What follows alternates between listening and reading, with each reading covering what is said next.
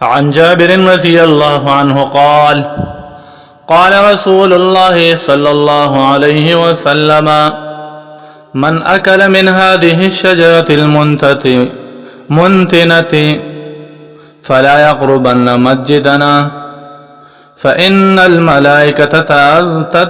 تتأذى مما يتأذى منه الإنس۔ حضرت جابر رضی اللہ عنہ سے روایت ہے کہ رسول اللہ صلی اللہ علیہ وسلم نے فرمایا کہ جو شخص اس بدبودار درخت پیاز یا لہسن سے کھائے وہ ہمارے مسجد میں نہ آئے، کیونکہ جس چیز سے آدمیوں کو تکلیف ہوتی ہے اس سے فرشتوں کو بھی تکلیف ہوتی ہے۔ مسجدوں کی دینی عظمت اور حق تعالی کے ساتھ ان کی خاص نسبت کا ایک حق یہ بھی ہے کہ ہر قسم کی بدبو سے ان کی حفاظت کی جائے، چونکہ لہسن اور پیاز میں بھی ایک طرح کی بدبو ہوتی ہے اور بعض مخصوص علاقوں میں پیدا ہونے والے ان دونوں چیزوں کی بو بہت ہی تیز اور سخت ناگوار ہوتی ہے، اور حضور صلی اللہ علیہ وسلم کے زمانے میں لوگ ان کو کچا بھی کھاتے تھے، جیسا کہ اس زمانے میں بھی پٹھان کھاتے۔ اس لیے آپ نے حکم دیا کہ ان کو کھا کر کوئی آدمی مسجد میں نہ آئے،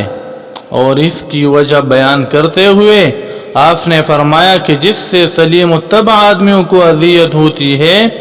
اس سے اللہ کے فرشتوں کو بھی اذیت ہوتی ہے، اور مسجدوں میں چونکہ فرشتوں کی آمد و رفت بڑی کثرت سے ہوتی ہے، اور خاص کر نماز میں وہ بنی آدم کے ساتھ بڑی تعداد میں شریک رہتے ہیں، اس لیے ضروری ہے کہ بدبو جیسی کسی بھی چیز سے ان مقدس اور محترم مہمانوں کو ایذا نہ پہنچے۔ ایک دوسری حدیث میں وضاحت کے ساتھ پیاز اور لہسن دونوں کا نام لے کر رسول اللہ صلی اللہ علیہ وسلم نے فرمایا کہ ان کو کھا کر کوئی ہماری مسجد میں نہ آیا کرے۔ اس حدیث میں یہ بھی ہے کہ اگر کسی کو یہ چیزیں کھانی ہی ہو تو وہ پکا کر ان کی بدبو زائل کر لیا کرے۔ ان حدیثوں میں اگرچہ صرف پیاز اور لہسن کا ذکر آیا ہے، لیکن ظاہر ہے کہ ہر بدبودار ایسی چیز کا جس سے سلیم الفطرت انسانوں کو اذیت پہنچے یہی حکم ہے۔ عبداللہ ابن عمر ابن العاص رضی اللہ عنہ سے روایت ہے کہ رسول اللہ صلی اللہ علیہ وسلم نے مسجدوں میں شیر بازی کرنے سے اور خرید و فروخت کرنے سے منع فرمایا، اور اس سے بھی منع فرمایا کہ جمعہ کے دن مسجد میں نماز سے پہلے لوگ اپنے حلقے بنا کر بیٹھے۔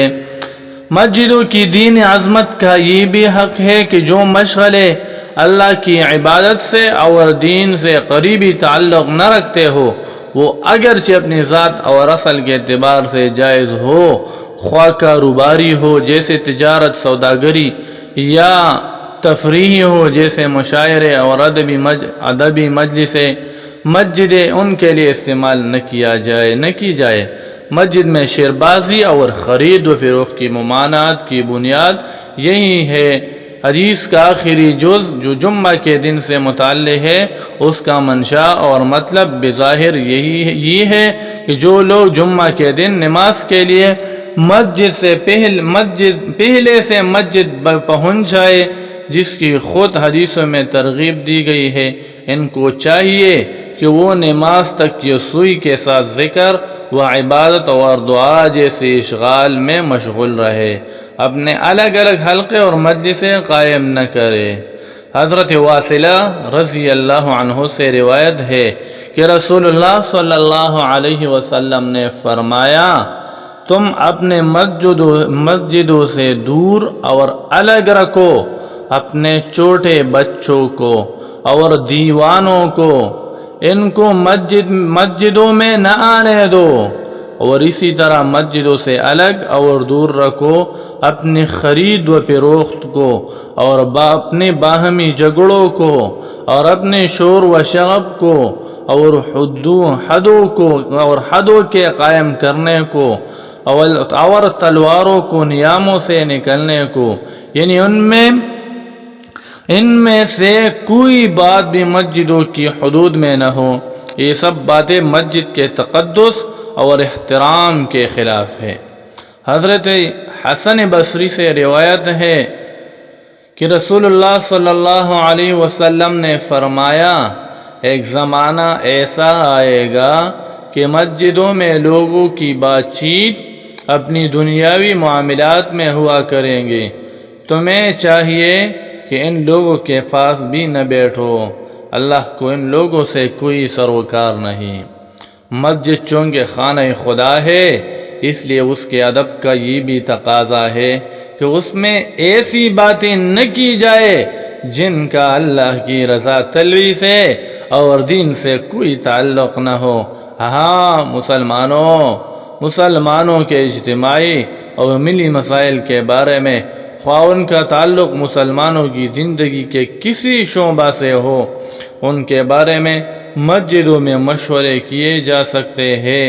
اور اس سلسلہ کے کاموں کے لیے مسجدوں کا استعمال کیا جا سکتا ہے، لیکن اس میں بھی مسجدوں کے عام آداب کا لحاظ ضروری ہوگا۔ نیز یہ بھی شرط ہوگی کہ یہ جو کچھ ہوا اللہ کی ہدایت کے تحت ہوا، اس سے آزاد ہو کر نہ ہو۔ یا اللہ، ہم سب کو حضور صلی اللہ علیہ وسلم کی سچی محبت عطا فرمائے، اور ہمیں اپنے بچوں کو بھی آپ صلی اللہ علیہ وسلم کی محبت اور اس کے تقاضے سکھانے کی توفیق عطا فرمائے۔ یا اللہ، ہم سب کو اپنی عقائد، عبادات، معاملات، معاشرت اور اخلاق میں علماء حق کی تعلیمات کے مطابق درست کرنے کی فکر نصیب فرمائے۔ یا اللہ، ہم نے آج احادیث مبارکہ سے دین کا جو علم حاصل کیا ہے، اس کو صحیح انداز میں محبت و حکمت سے دوسروں تک اور خاص طور پر اپنے گھروں میں پہنچانے کی توفیق عطا فرمائے۔ آمین۔ اللہم صلی علی سیدنا محمد وآلہ وصحبہ وسلم بعدد ما فی جمیع القرآن حرفا حرفا وبعدد كل حرف ألفا